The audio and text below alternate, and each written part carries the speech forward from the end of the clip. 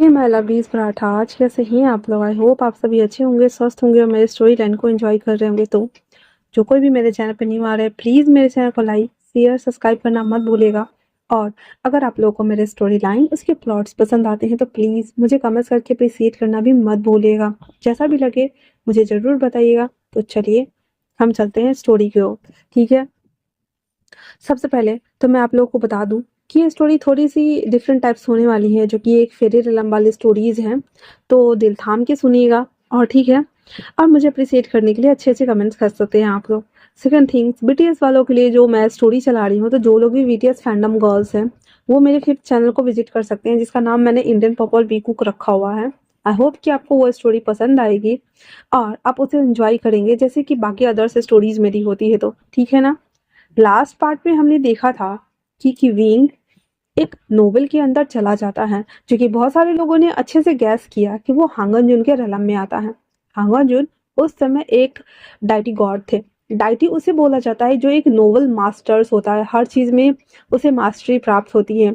हांगन जुन एक नॉर्मल इंसान थे जो कि इमोर्टलिटी प्राप्त करने के बाद वो ऊपर रलम में आते हैं, जहाँ पे एंजल्स रहा करते थे, गार्जियंस एंजल्स रहा करते थे। वहाँ आने के बाद वो बहुत सारे मास्टर्स के साथ में शिक्षा ग्रहण करने के बाद वो खुद एक नोबल मास्टर बन चुके थे और वो एक डाइटी थे। विंग जब उस रेला में एंटर करता है, हर तरफ फॉग था, मतलब क्योंकि वो एक एंजल्स वाला फिर रेलम्स था। वो चलते चलते एक घर के पास आता है। वो घर इतना खूबसूरत था, मतलब हर घर एक फॉग के ऊपर बना हुआ था, सिर्फ फॉग और कुछ भी नहीं। वो उसी फॉग के ऊपर चलते हुए जब आता है तो देखता है कि एक शख्स उस घर से कुछ मंत्र के चैंटिंग की साउंड सुनाई दे रहे थे, जो कि बुद्धाज के मंत्र थे। विंग को क्यूरियोसिटी बहुत ज्यादा हो रही थी। वो जैसे ही अंदर जाता है तो देखता है कि ये वही है जो उसके सपने में आया था। विंग की आंखें बहुत बड़ी हो गई थी और वो जैसे ही अंदर जाने वाला होता है, तभी जो नोवेल मास्टर जो बाहर था हमारा, जिसके पास विंग आया था पूछने के लिए, मो सेयांग ट्यांग, तो मो सेयांग ट्यांग विंग के सामने अपेयर होता है। तो विंग डर जाता है और कहता है, आप यहाँ क्या कर रहे हैं?" मो सेयांग ट्यांग एक चाकू निकाल कर देता है उसे और कहता है, "ये लो, ये तुम्हारा वेपन है।" तो विंग कहता है, "मैं इस वेपन का क्या करूं?" कहता है, "ये कोई छोटा वेपन नहीं है, उसने तुम्हारे पूरे फैमिली को मारा था और तुम्हें मैं टास्क देता हूँ कि जब तक तुम उसे मारोगे नहीं तुम इस नोवेल से बाहर नहीं निकल सकते।" रिंग कहता, "क्या? मतलब मैं इस नोवेल्स की दुनिया में फंस गया हूँ?" वो कहता है, "कहने के लिए तो ये एक स्टोरी है, पर ये एक रियल वर्ल्ड है। हम्म, बाय बाय।" और इतना बोलकर वो नोवेल मास्टर वहां से गायब हो जाता है। रिंग कहता है, "मास्टर, मास्टर, मास्टर।" पर मास्टर का तो कोई नामो निशान नहीं था। रिंग अपने हाथ में वेपन लेता है और कहता है, ये ये क्या कहा उन्होंने? मुझे मारना होगा इनको। और इतना बोलकर उस चाकू को अपने अंदर छुपा लेता है। धीरे धीरे करके अंदर आता है, जहाँ पे देखता है कि वो शख्स आराम से बैठा हुआ है और कुछ चीजों को बना रहा है। रिंग जैसे उसे देखता है, अपने चाकू हाथ में निकालता है और उसके ऊपर मार वार करने के लिए जा ही रहा होता है। तभी अचानक से वो शख्स पलट करके और रिंग को अपनी गोद में ले लेता है और चाकू उसके पास ही था। रिंग कहता है, कैसे हैं आप? हंगर जन उसे देखते हुए कहता है, तुम यहाँ क्या कर रहे हो? हाँ। रिंग उठ जाता है और कहता है, वो वो मैं, हाँ, आपके लिए फल काटने आया था। और इतना बोलकर उस चाकू से ना उस फल को काटने लगता है। हंगर जन कुछ भी नहीं बोलता है और कहता है, तुमने ऐसे कपड़े अजीब क्यों पहने हैं? रिंग कहता है, मैंने कौन से कपड़े अजीब पहने? मैंने कपड़े तो ठीक ही पहने हैं। हंगर जन कहता है, तुम तो अभी नहीं आने वाले थे ना, फिर यहाँ क्या कर रहे हो? हाँ। रिंग कहता है, मुझे नहीं पता। फिर वो अपने नोच को स्लाइड करते हुए कहता है, ये इंसान क्या बोल रहा है, मुझे समझ क्यों नहीं आ रहा है? और हंगम जिन उसको घूर के देख रहे थे, उसके बाद खड़ा हो जाते हैं और कहते हैं, कौन हो तुम? हाँ, और कहाँ से आए हो ये बताओ मुझे, क्योंकि मुझे तुम्हारी सारी बातें सुनाई दे रही है। रिंग को तब धक्का लगता है, भाई ये तो एक डाइटी है, ये तो माइंड भी रीड कर सकता है ना। तो वो कहता है, वो मैं ना, मैं एक पीकॉक प्रिंस हूँ और मैं यहाँ आपको आपको और इतना बोलने के साथ विंग ना वो वापस से चाकू उठा लेता है और उसके गले पे रखते हुए कहता है, मैंने आपको मारने आया हूँ, क्योंकि मैंने एक सपना देखा जिसमें आपने मेरे पूरे क्लैन को खत्म कर दिया था। और और और और, और हंगोजन कहता है, क्या तुमने सही सपना देखा था? क्या मैं था उस सपने में? हाँ। तभी पीछे से वॉइस आती है, हांगन जुन। विंग उसके गले पे चाकू रखा ही हुआ था और उसी इस वॉइस को पीछा करते हुए पीछे की तरफ देखता है, जहाँ पे वो देखकर उसके हाथ से चाकू गिर जाता है और वो खुद को देख रहा, हांगन जुन को देख रहा और उस शख्स को देख रहा। वो शख्स की आंखें लाल थी, उसका ऑरा पूरा ब्लैक था, उसके एक साइड का बाल बाहर निकला हुआ था, माथे पे हाई पोनीटेल और पीछे से खुले हुए बाल, उसके ब्लैक रोबदार कपड़े, पीछे से ब्लैक हार्मफुल जो कि बहुत लॉन्ग था। वो वहां आते ही कहता है, ये कौन है? हम अर्जुन कहते हैं, क्या तुम लौट आए? तो वो कहता है, हाँ मैं आ गया, पर ये है कौन? हाँ। हम अर्जुन कहते हैं, ये भविष्य से आया है, तुम्हारा अंश है। वो शख्स उसे देखते हुए कहता है, ओ तो ये वही है। और इतना बोलकर उसके पास आता है और एक हाथ उसके कंधे पे रखता है, जो कि विंग को लग रहा था कि मानो उसका कंधा ना टूट जाएगा। इतनी जकड़न, इतनी दर्द, इतनी पीड़ा हो रही थी।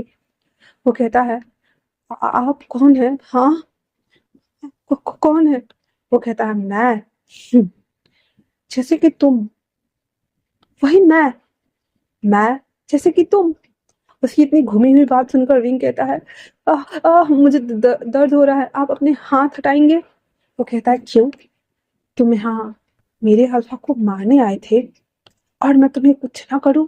क्यों मारने आए थे? हाँ। विंग कहता है, क्योंकि इन्होंने मेरे पूरे क्लैन को मार डाला था, मैंने देखा सपने में। वो कहता है, तुम्हें पता है मैं क्या हूँ? मैं एक समय चक्र हूँ। समय, टाइम। मैं किसी से बंधा हुआ नहीं हूँ। मेरे अंदर की शक्तियाँ असीम और अपार है। तो जो तुमने देखा ना, वो एक मिथ था और कुछ भी नहीं। और हाँ, जो तुमने देखा वो बिल्कुल सत्य हो भी सकता है अगर तुम चाहो तो। और अगर ऐसे ही करते रहे तो विंग उस चाकू को लेता है और उस शख्स के पीठ में घुसेड़ देता है। वो शख्स सीधे ऐसे करता है और फिर उस चाकू को निकालता है तो उसके घाव अचानक से भर जाते हैं। विंग ये देखकर डर जाता है।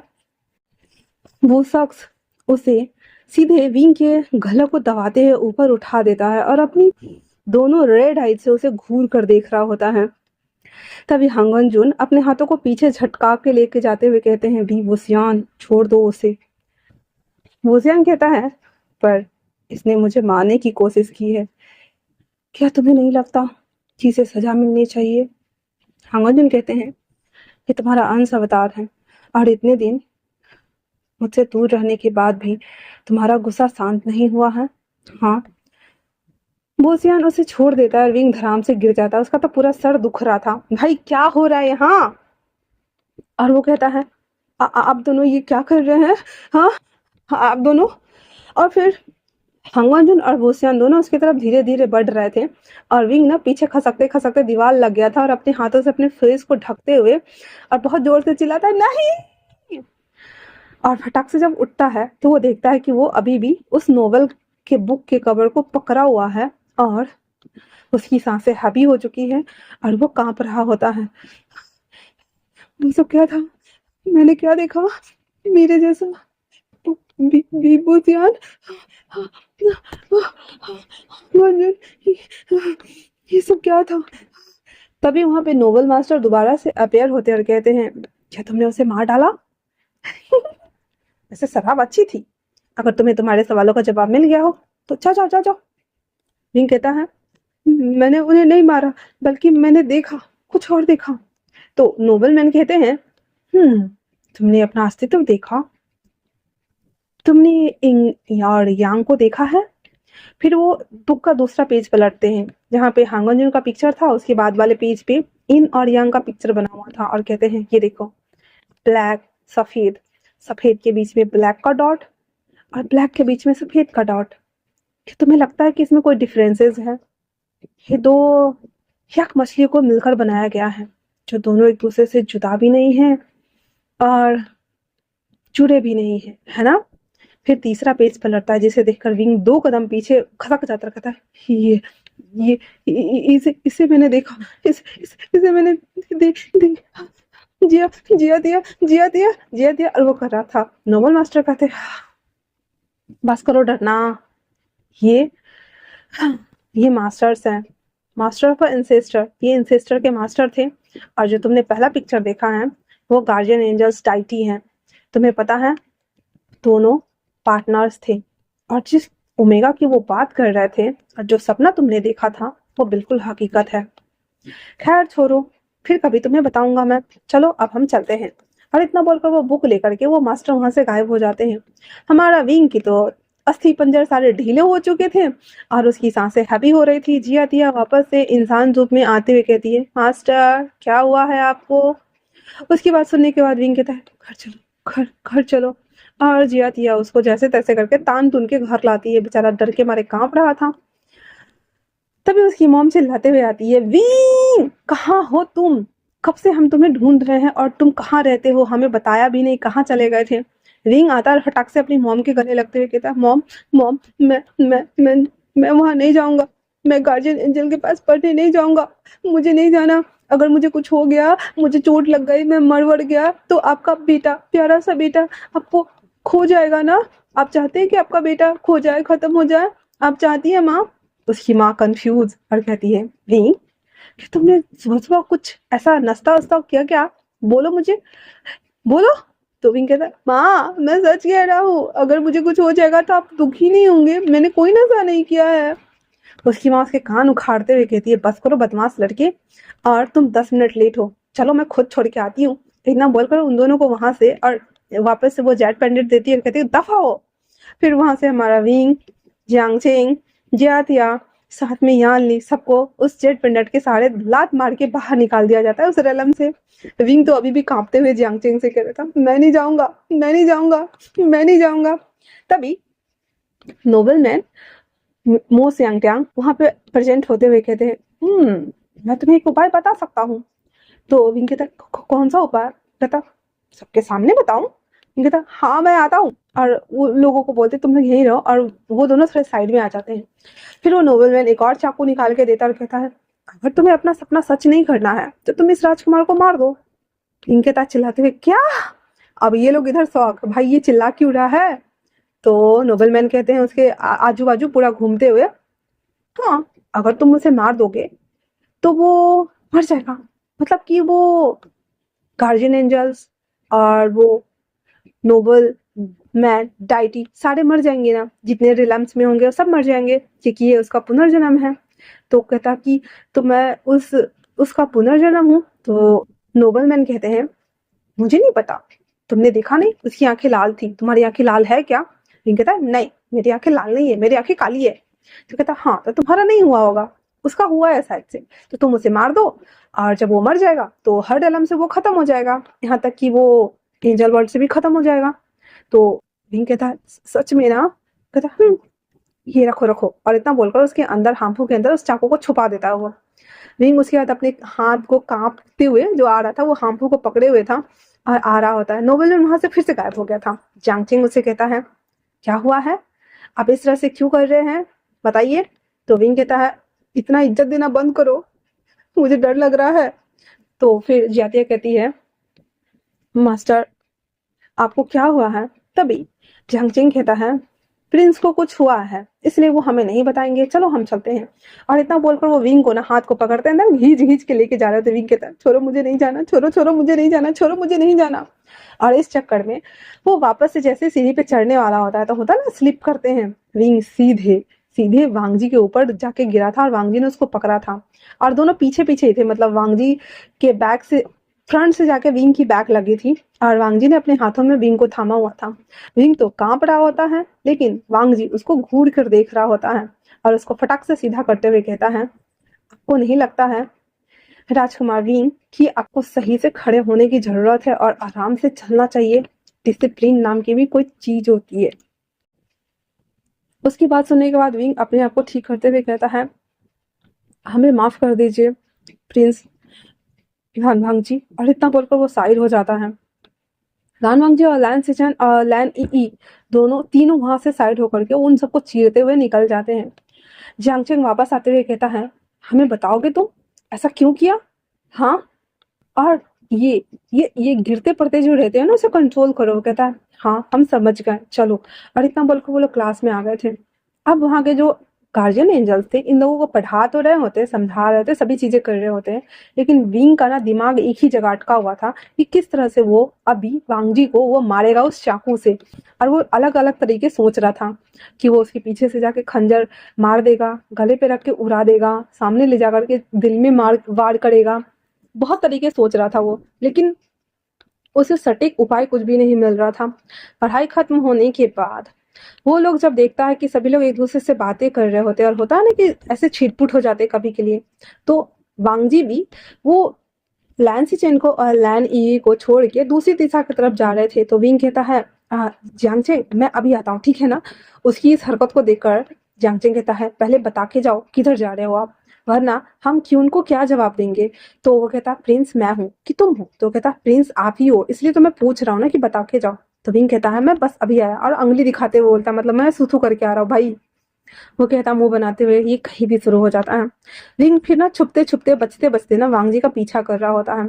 वांगजी जो कि एक जंगल की तरफ आया हुआ था, और वो आने के साथ ही वहां से कुछ लकड़ियों को इकट्ठा करना चाहता था जो कि औषधि बनाने वाली थी। तो वहां से वो बैठ जाता है, देन उसी चीजों को वो उखाड़ना शुरू कर देता है। अब विंग के पास अच्छा मौका था, वो औषधि उखाड़ रहा था वहां से, और विंग अपने हाथ में वो चाकू लेकर के धीरे धीरे उसकी तरफ बढ़ रहा था। वांगजी को जैसे ही एहसास होता है कि उसके पीछे कोई है, वो अलर्ट मोड में ऑन हो गया था, और वो जैसे ही विंग उस पे वार करने वाला होता है ना, वांगजी फटाक से फोनिक्स में बदल जाता है, और उसके पंख से विंग सीधे वहां पे बेहोश। जैसे ही ये होता है, विंग तो वहां पे बेहोश हो गया था। वांगजी वापस से अपने ह्यूमन फॉर्म में आते हुए विंग के पास धीरे से आता है, जिसके हाथ में चाकू था, जो कि मारा था ना, वो चाकू विंग के गले पे भी लग गया था, और विंग वहां पे बेहोश भी हो गया था। वांगजी उससे कहता है क्यों, आखिर ये शख्स हर बार हमारे सामने क्यों आ जाता है, मुझे इसकी शक्ल भी नहीं देखनी है। और इतना बोलने के साथ ही वो उसे अपने गोद में उठाता है, और उठा करके और उस चैम्बर की तरफ आ जाता है। वहां पे बहुत सारे चैम्बर बने हुए थे, एक चैम्बर में उन लोगों को पढ़ाया जाता था, दूसरा चैम्बर खाली था। जब भी वहां पे गार्जियन एंजल देखते हैं कि वांगजी के गोद में विंग है, तो वो कहता है इसे क्या हुआ है, प्रिंस विंग को क्या हुआ है। वो कहता है पता नहीं, ये अपने आप ही बेहोश हो गए हैं, और उसके चाकू को वो छुपा लिया हुआ था। फिर उसको वहां पे लिटा देता है, और गार्जियन एंजल में से एक विंग को इलाज कर देता है। तब वो देखता है कि विंग के हाथ में जो सिराएं बन रही है, वो सिरा के धागा वांगजी के हाथों तक जा रही है। वो हंसने लगते हैं और कहते हैं हमने अपना काम कर दिया है, आपको जब तक ये होश में ना आ जाए आपको यहीं रहना है और इसकी देखभाल करनी है। वांगजी अपनी तरफ उंगली पॉइंट करते हुए कहता है मैं करूं। तो गार्जियन एंजल कहते हैं हाँ आप कीजिए। वांगजी कहता है जी मास्टर, और इतना बोलकर वो ग्रीड करता है और बाहर चला जाता है। बाहर आकर के वो जियांगचेन को, लैन सिचेन को और लैन ई को और जियातिया थी सभी को एक साथ ही बोल देता है कि वो अभी बेहोश है, जब होश में आ जाएगा तो आप उनसे मिल लीजिएगा, आप दूसरी कक्षा के लिए जाएं। वो सभी चले जाते हैं दूसरी कक्षा की ओर, और उस कमरे में अभी वांगजी और विंग था। विंग वापस से वही सपना देख रहा था कि वो फोनिक्स, जो कि जिसकी आंखें लाल थी, और वो वापस से उसी तरह से शील्ड को तोड़ रहा है। और फिर एक स्पिरिट उसके सामने में अपेयर होता है जो कि हांगन जून ही थे, और वो विंग की आंखों में झांक कर देखते हुए कहता है कि मैं यहाँ अपने ओमेगा को लेने आया हूँ। उसकी बात सुनकर के उसे कुछ समझ तो नहीं आ रहा था, और वापस से वो ड्रीम उसी तरह से खत्म हो जाती है कि विंग के अंदर से कुछ पावर निकलती है और वो हांगन जून को मार देता है। उसके बाद विंग मर जाता है। यह सोच रहा था तो उसकी बॉडी पूरी कांप रही होती है। वांगजी ना चाहते हुए भी उठकर उसके पास आता है, और उसके फोरहेड पर जैसे ही हाथ रखता है, विंग धीरे धीरे काम डाउन होना स्टार्ट हो गया था। उसको इस तरह से शांत होता हुआ देखकर वांगजी अपने मन में कहता है पता नहीं क्यों, पर ऐसा लगता है कि जैसे कोई रिश्ता है मेरा इससे, पर मैं इसकी शक्ल भी नहीं देखना चाहता। ये एक नंबर का शरारती है और सबको परेशान करता है, क्योंकि उसने देखा था ना किस तरह से वुल्फ वालों से और ये नाइनटेल फॉक्स वालों को इसने मजाक बनाया था और उसकी बुराई भी की थी, और वो सभी थिंग्स किया हुआ था, और फिर वो जा करके सोच रहा था कि इसको सबक कैसे सिखाएं। तो वो सभी थिंग्स उसने देखा हुआ था, इसी वजह से वांगजी उसके सामने विंग की इमेज थोड़ी बैड बन गई थी। हालांकि विंग ने ऐसा कोई इंटेंशनली नहीं किया था, ना ही जानबूझ के बोला था, उसने सच कहा था, लेकिन वांगजी ने कुछ और वे में ले लिया था। इसीलिए वो उसको देख रहा होता, फिर उसके गालों को टच करता है जो कि पूरे पसीने से लथपथ था, फिर अपने हाथों से उसके फेस को और उसके पसीनों को साफ करने लगता है। क्योंकि उस टाइम में भाई एसी नहीं हुआ करती थी। और उसके बाद वो हैंड पंखा निकाल कर उसको हकने लगता है। विंग जब अपनी आंखें खोलता है तो उसके फेरोमोन्स रिलीज हो रहे थे, जो कि अभी सच में बहुत ही ज़्यादा सूदिंग थे। रोज का मिक्स था वो। और उसके बाद ड्यू की भी स्मेल आ रही थी। ड्यू मतलब कि ग्रेस होता है, ये एक ग्रेस की स्मेल मिक्स थी। वो उस फेरोमोन्स को जैसे ही वांगजी इनहेल करता है, उसकी आईज का कलर बदल जाता है। उसकी आंखें वापस से ब्लू हो गई थी। और वो आंखें जैसे ही विंग की आंखों में देखने वाली थी, विंग के अंदर ऐसी पावर्स है कि वो फटाक से अपने फेरोमोन्स को चेंज करता है। जैसे ही विंग को एहसास हुआ कि एक अल्फा की फेरोमोन्स उसे फील हो रही है, वो अपने चिली वाले फेरोमोन्स को रिलीज करता है एंड देन अपने फेस को टर्न कर लेता है। अब इस बार वांगजी विंग की आंखों में तो झांक नहीं पाया था, लेकिन उसकी तरफ घूर के देख रहा था, जो कि विंग ने दूसरी तरफ अपना फेस कर लिया हुआ था। और विंग कहता है, आप यहाँ क्या कर रहे हैं? हाँ, क्या आप मेरा फायदा उठाना चाहते हैं? वांगजी उसकी बात सुनकर उसको जो छांव उठा, वो कहता है, आप बेहोश हो गए थे। विंग को याद आता है कि किस तरह से एक फोनिक्स ने उसके ऊपर हमला किया था। वो सीधे चिल्लाते हुए उठने लगता है, तो वांगजी उसके मुंह पे हाथ रख देता है। विंग जो कि डरी हुई गले के साथ में, मुंह के साथ में, आंखों को ब्लिंक करता हुआ वांगजी को देख रहा होता है। और वांगजी की आंखें वापस से साइन करने लगती है ब्लू कलर में। और वो जैसे ही विंग को देखने वाला होता है, विंग अपनी आंखें बंद कर लेता है और उसके अंदर कुछ अजीब सी शक्ति का आभास होता है उसे। और वो हांगन जुन के वांगजी के हाथों को वो काट लेता है। वांगजी अपने हाथों को झटकारते हुए कहता है, ये क्या किया तुमने? हाँ। और इतना बोलकर उसकी ओर बढ़ने वाला होता है। विंग उसके हाथों को दोबारा लेकर के बाइट करते हुए कहता है, हमसे दूर रहिए आप। हमने कहा ना, हमसे दूर रहिए और यहाँ से जाइए। इतना बोलकर वो दूसरी साइड चला जाता है, मुड़ जाता है। वांगजी बिना कुछ बोले चुपचाप से वहां पे अपने हाथों को लेता है और वहां से भाग जाता है बाहर। तो आज के लिए इतना ही। कैसा लगा आप लोगों को ये पार्ट मुझे कमेंट्स करके जरूर बताएं। तब तक के लिए थैंक्स फॉर वॉचिंग।